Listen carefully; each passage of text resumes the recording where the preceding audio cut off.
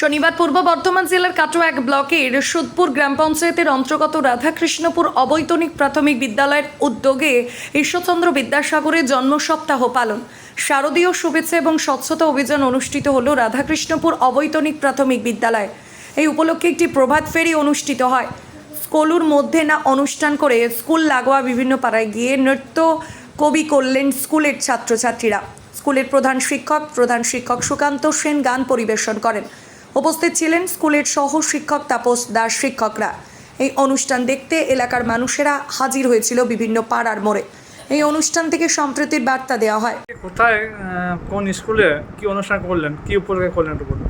আমি কাটোয়া 1 নম্বর ব্লকের অন্তর্গত সুদপুর পঞ্চায়েতে রাধাকৃষ্ণপুর প্রাথমিক বিদ্যালয়ে আমি প্রধান শিক্ষক। আমি আজকে স্কুলে প্রোগ্রাম করলাম ছেলেদের নিয়ে এবং মাস্টারমশাইদের নিয়ে, যে আমাদের স্বচ্ছহী অভিযান একটা চলছে বা হয়েও গেছে।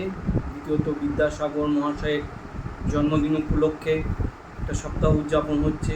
যেহেতু আমাদের সামনেই দুর্গাপুজো, সেই জন্য যাতে সম্প্রীতির বার্তা দেওয়া যায়, যে সবাই যাতে আমরা সেই অনুষ্ঠানে অংশগ্রহণ করতে পারি, সমস্ত মানুষ সেখানে যেন সার্বজনীন, অর্থাৎ যেহেতু দুর্গা হচ্ছে আমাদের সার্বজনীন উৎসব, সেই সার্বজনীন উৎসবে যাতে আমরা সবাই অংশগ্রহণ করতে পারি, আনন্দে মেতে উঠতে পারি এবং আনন্দিত হতে পারি, সেই বার্তাই দিতে চেষ্টা করলাম। এবং স্বচ্ছহী সেবা যে সপ্তাহটা চলছে, সেখানে আমরা যাতে ডেঙ্গু বিষয়টি নিয়ে এবার মেন বিষয় ছিল, সেই ডেঙ্গু যাতে প্রতিরোধ কিছুটা করা যায় এবং বিদ্যাসাগর মহাশয়ের কর্মকাণ্ডের কিছু জিনিস তুলে ধরা হলো তার মহান কৃতিত্বের জন্য। সেই বিষয়টা নিয়ে আমরা আজকে পদযাত্রা এবং পদসভা করা হয়েছিল।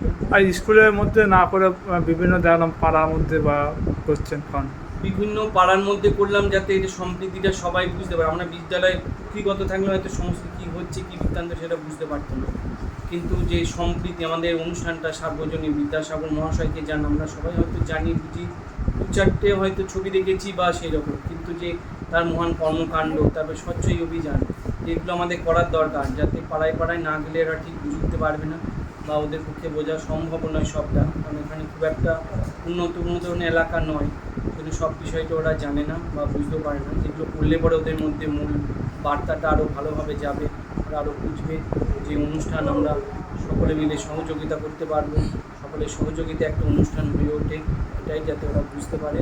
এবং আমার বিদ্যালয়ে সেখানে ওটাও যে বলার থাকলো যে বিদ্যালয়ের তরফ থেকে এটা করা হয়েছে, যে আমার বিদ্যালয়ের নামও সেখানে যাতে উল্লেখ থাকে সেই বিষয়ে।